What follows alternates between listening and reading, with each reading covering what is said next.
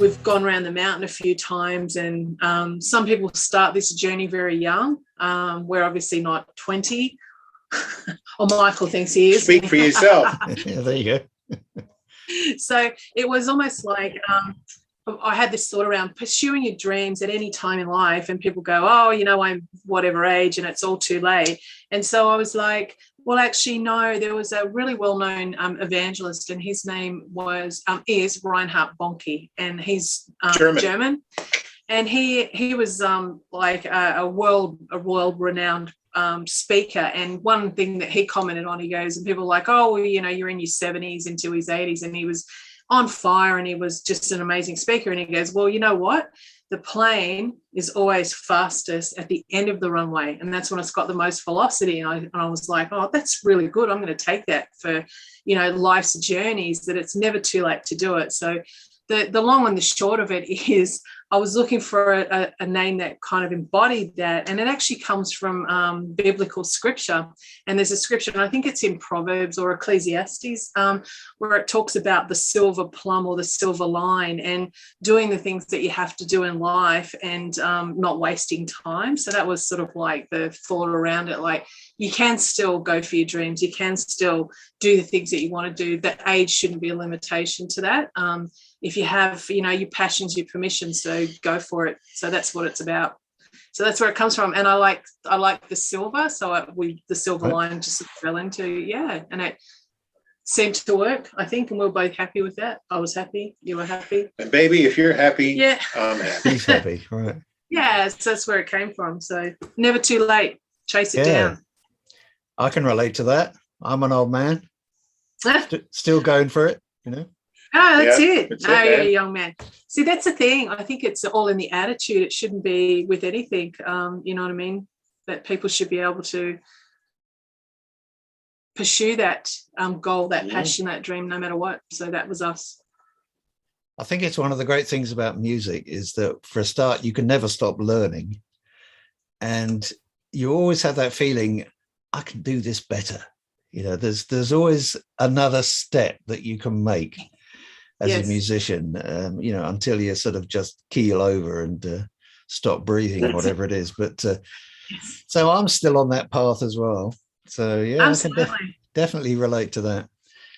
So how about, you were mentioned earlier about lockdown. How about gigs then? Are you actually getting out and doing anything anywhere? Not at the moment, no. All the gigs that we had lined up to like between now and the end of the year, everything has completely just stopped for everyone. There's major festivals here. There was another one just recently called the Gympie Muster, which is a pretty big festival in Australia for country music. And for the second year running, they've had to cancel it. So we're hoping, fingers crossed, that Tamworth Country Music Festival in January does go off. They cancelled it last year. For us, our last gig that we did, we got it just in before this current lockdown happened, was in June. And we travelled out to a place called Narromine, which is about 6 hours west of Sydney, for a country music festival called the Dusty Boots. So we did that festival over 3 days with a whole lot of different artists that we hadn't met, and it was fantastic, and the people were amazing. Got home, and then about a week after that, everything was in lockdown. So it's done, and it's affected everyone in Sydney, and now it's spilt over into other states. So it's very sad. Yeah, at this festival, was it just Australian artists performing? Dusty or did you have Boots any Festival. international? Yeah, Dusty Boots Festival was Australian. Right. Gympie Muster, I think, had some international artists. Yeah. Dusty Boots was probably more of a local event. They did pull artists in regional, from different areas across New South Wales, but Gympie does have bigger imported artists. Sometimes I think they have international artists and very, the name artists in country music, the bigger artists, as well as a whole lot of other people. So it was a big blow to the industry, I think. Yeah. Are there a kind of strong links between the country music scene in the USA to Australia, or are you kind of a little bit isolated?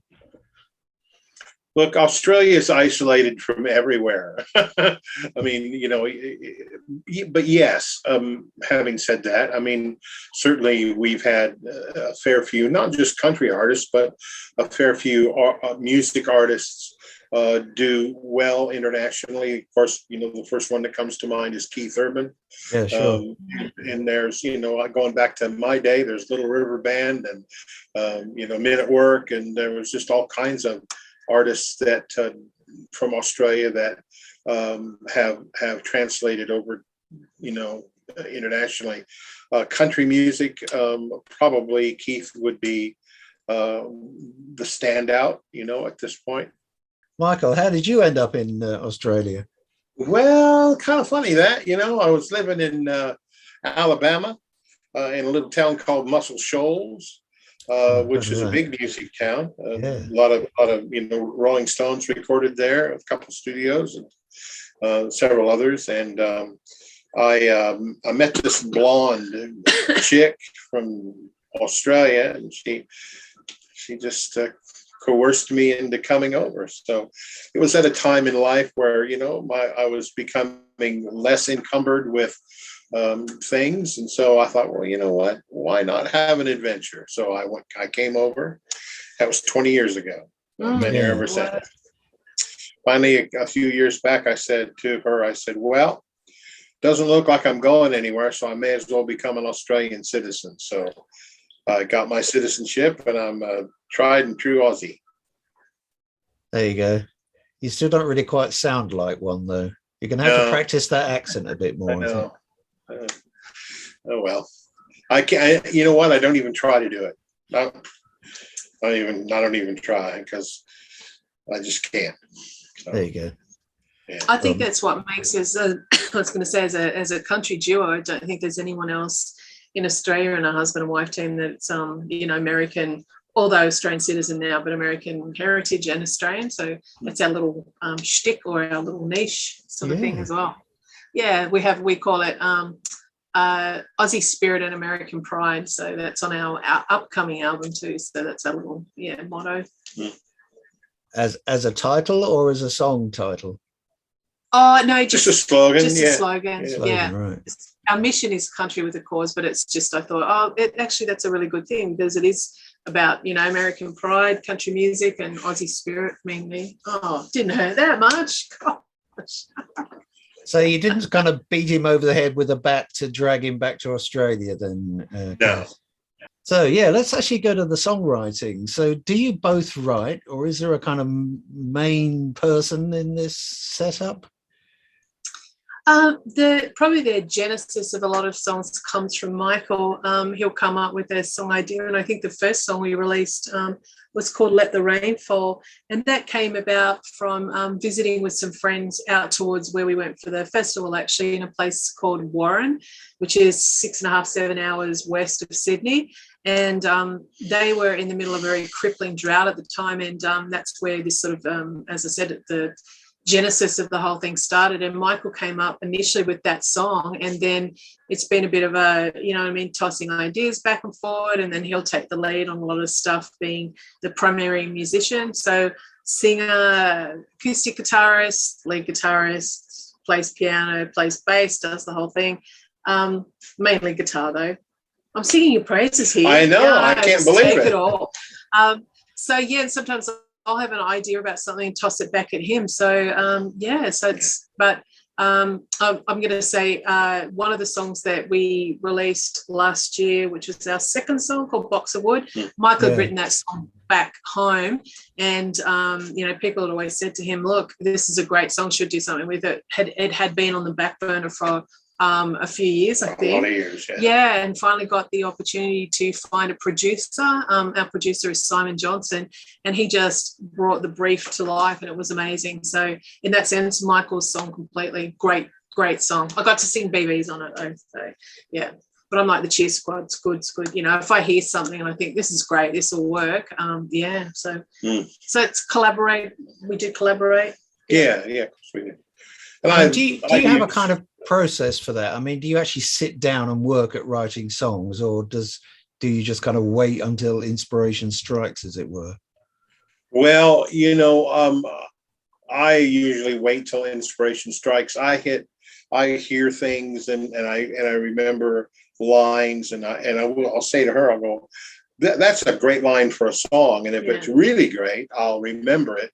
put it in my phone and then come back to it, at a more opportune time, and sit down.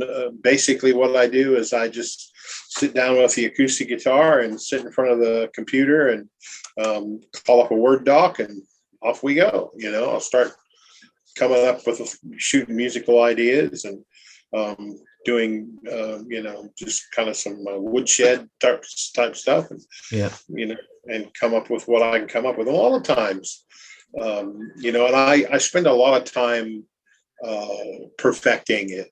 I'll change words and change this and change that, and then sometimes I change it back. I mean, you never know, but usually it's sometimes I write them in one sit. Sit down and boom, write 2 verses, a chorus, and a bridge. And then other times it's a lot more longer process. So what's the next plans for you guys? Anything coming up, or is there anything you could do about the lockdown? You were mentioning before, Michael, about getting some of this technology in and making some streaming videos or something. Yeah, we're gonna start doing a fairly regular live thing from one of the bedrooms or from the garage, we've got this really nifty light microphone tripod thing that we're going to work on using, try to improve the quality of as you can see of everything, and just do some interesting things music wise. We use the tracks, or we might just play with the acoustic. I don't know yet. So you're going to put that on the website, or stick it on Facebook, or on social media, and if there's anything that we like, we'll put it up on the website. Usually, I mean, everyone, when that first wave of COVID happened, there was hundreds of people, as or everyone was doing a live with a tip jar and that sort of. It seems to a little bit tapered off a little bit now, and I still see people doing it, and we're sort of doing it because we just want to keep them, keep the music fresh and keep people engaged. So good idea. And on that very serious note, the cat has returned. Hello, Beanie. Just so it's that's funny. That's cute. And I think it's about time to wrap this up. I have to sort of edit these videos down to a sort of manageable size, so I'll be doing that over the next few days. Anyway, I'm going to wish you a pleasant Wednesday evening. I've got a nice sunny day to look forward to the rest of today. I've got 2 more interviews this afternoon, so I'm off to Nashville today.